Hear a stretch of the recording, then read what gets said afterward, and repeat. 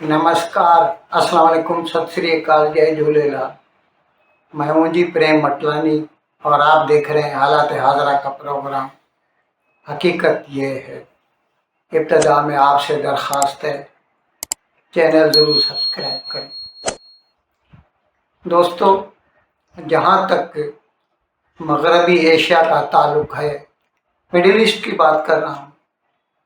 कल ट्रंप साहब ने ये तो ऐलान कर दिया कि हम दोनों के दरमियान इत्तेफाक हो चुका है।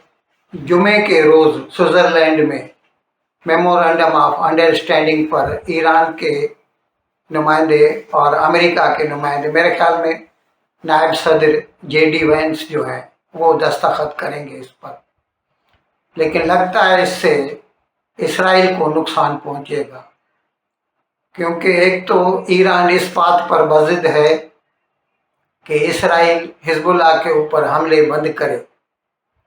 यानी इसका मतलब ये है कि इसराइल के लिए वो दर्द-ए-सर हमेशा के लिए बना रहे।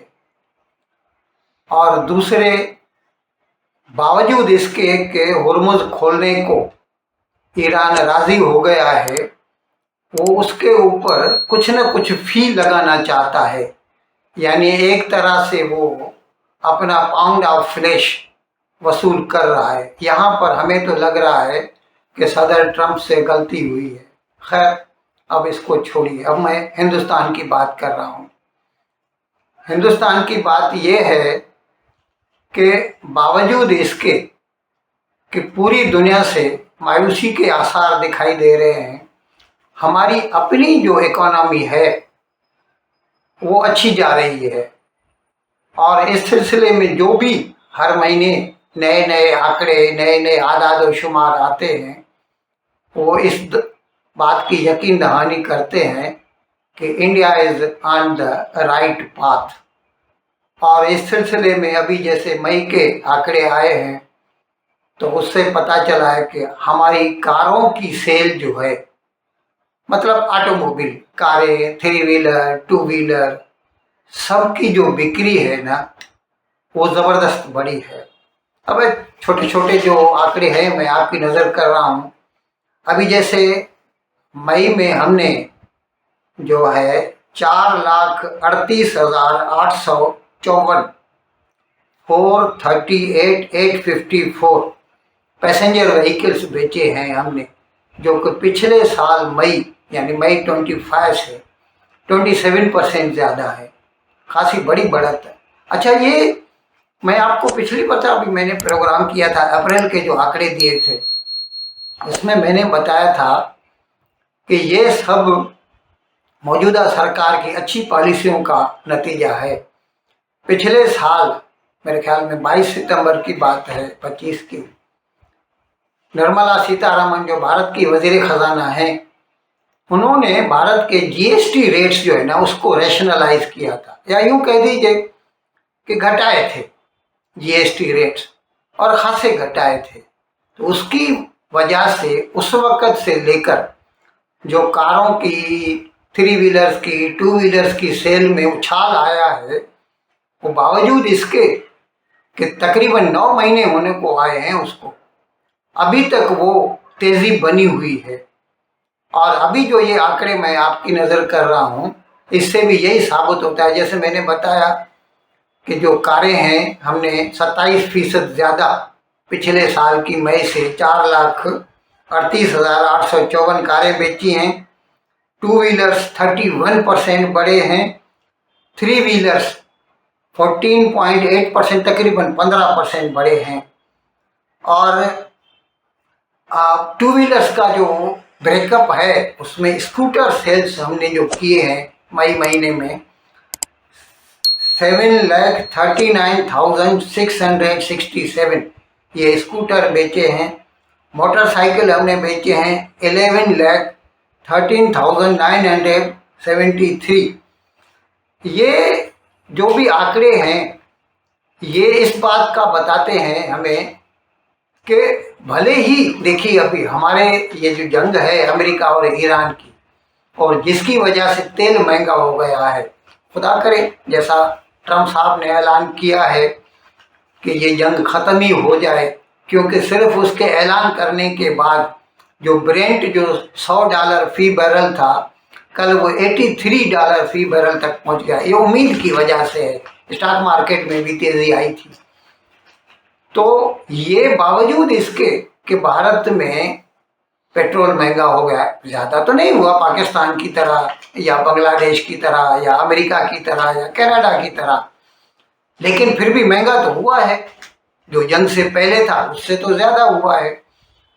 बावजूद उसके तेल महंगा है, सीएनजी महंगी है, बिजली तो खैर वही भाव में है। तो इनके बावजूद जो है भारत वाले नई नई कारें खरीद रहे हैं, और इसकी और भी कई वजूहात हैं। एक तो जैसे मैंने बताया जीएसटी रेट कम किए हैं, दूसरे भारत का जो रोड नेटवर्क है, हाईवे नेटवर्क है, कहने को तो हमारे जो ट्रांसपोर्ट मिनिस्टर हैं जनाब नितिन गडकरी, वो तो ये तक ऐलान करते हैं कि भारत का जो हाईवे नेटवर्क है it is comparable to American highway network. अब अगर उतना अच्छा न भी हो, लेकिन बहुत अच्छा हो चुका है। और क्योंकि जब रोड अच्छे होंगे तो लोगों का मन करेगा चलिए कार में चल के जो है सफ़र किया जाए।